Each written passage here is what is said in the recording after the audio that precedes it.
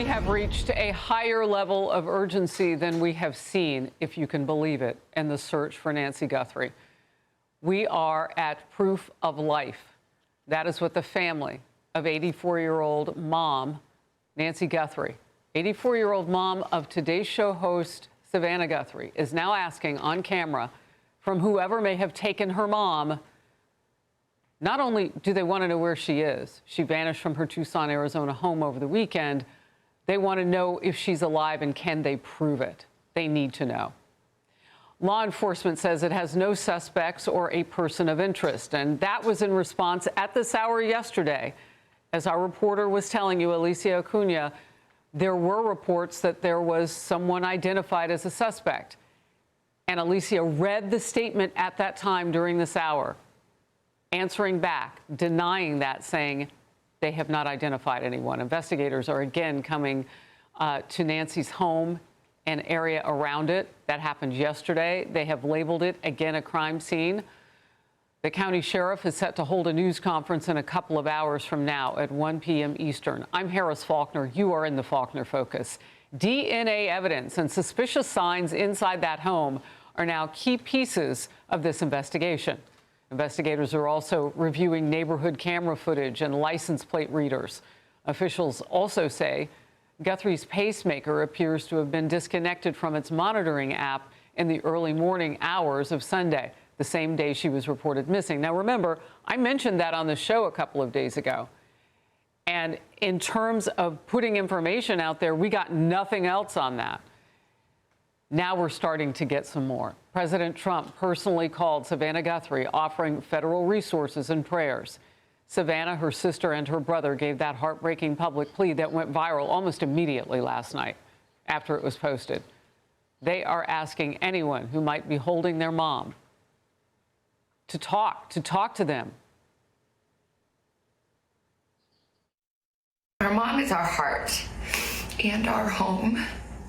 We are doing everything that we can. We are ready to talk. However, we live in a world where voices and images are easily manipulated. We need to know, without a doubt, that she is alive and that you have her. We want to hear from you, and we are ready to listen. Please reach out to us. We will not rest. Your children will not rest until we are together again. We speak to you every moment, and we pray without ceasing, and we rejoice in advance for the day that we hold you in our arms again. We love you, Mom. Retired NYPD Inspector Paul Morrow standing by outside the Pima County Sheriff's Department, and he will be in focus. Let's begin with senior correspondent Alicia Acuna outside Nancy Guthrie's home in Tucson. Alicia. Hi, Harris. We're going to be getting that update from law enforcement here in a couple of hours, really hoping to get some details on a lot of the activity that we saw occurring last night. We have some of that video we can show you right now. Our crews saw both local and federal authorities, including Border Patrol with canines. Back at the scene, it was cordoned off with police tape while they searched the property. Agents could be seen tracing the back of the home and also the garage. The Pima County Sheriff's Department previously said the scene had been cleared, but that they had follow-up work. You can see here that the doorbell camera on Nancy's house is no longer on its bracket. We're bringing you that photo for the first time here. The FBI is assisting with gaining access to the data from that camera and others in the home. Law enforcement also spent time at Savannah Guthrie's sister Annie's home. The family is believed to be gathered there. It's possible agents assisted the Guthrie children in making the video released last night.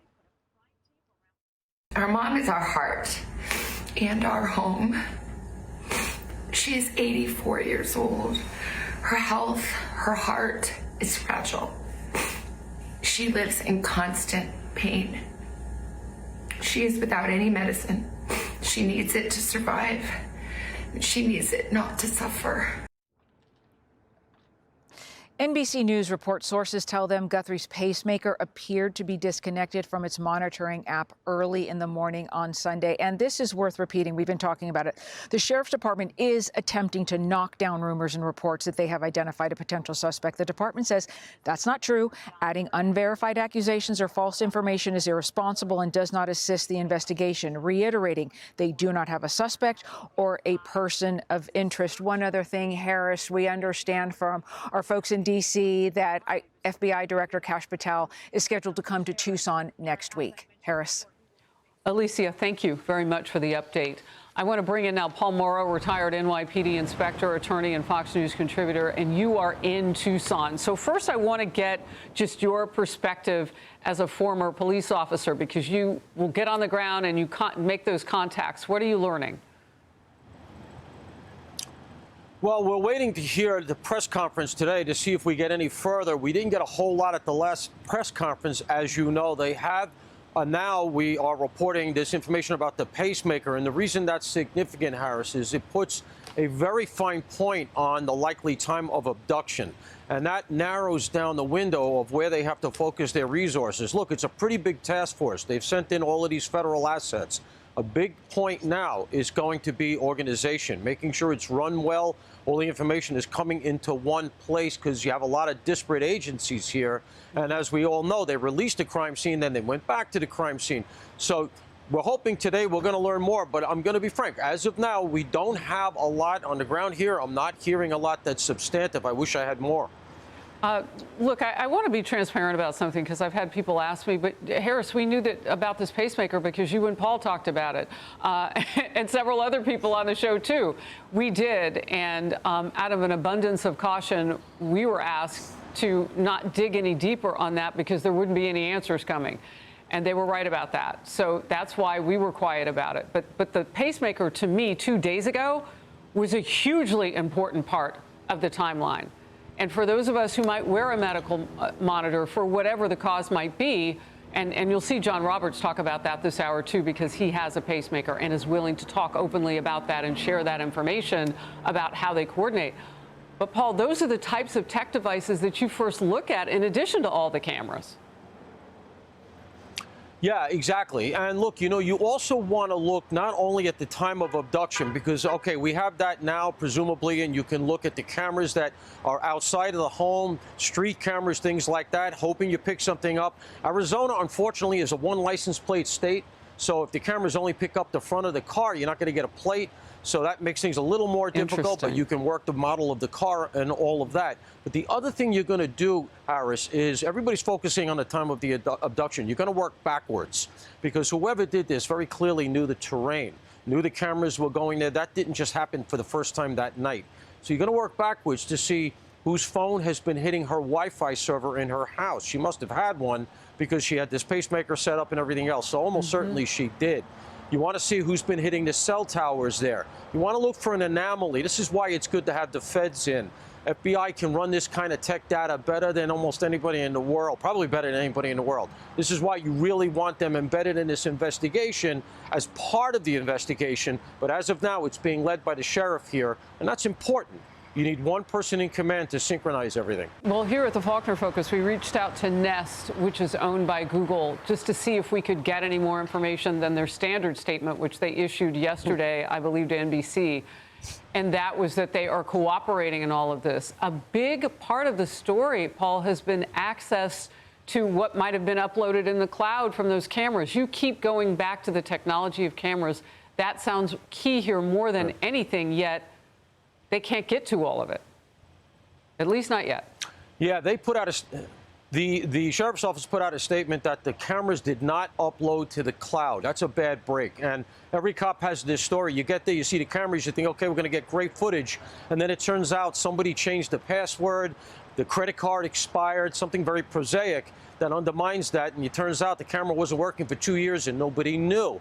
Now, the cameras didn't upload to the cloud. If that's the case, you're not going to get it from there. But then where did they upload to? Did she have a local server, a computer that they loaded to? Did it go on her phone, which we know they have? Can they get in there and see if it's there? I'd also like to see this, Harris. When was that camera disabled, as in ripped off the wall? If it was still working, can they tell? Does it look old? Does the wood look old? Was it, let's say, a week ago, 2 weeks ago, 6 months ago? Did somebody plan it and get rid of the cameras earlier and she didn't even realize? These are the kind of things I'm sure they're pulling at very hard. All right, I want to get to this.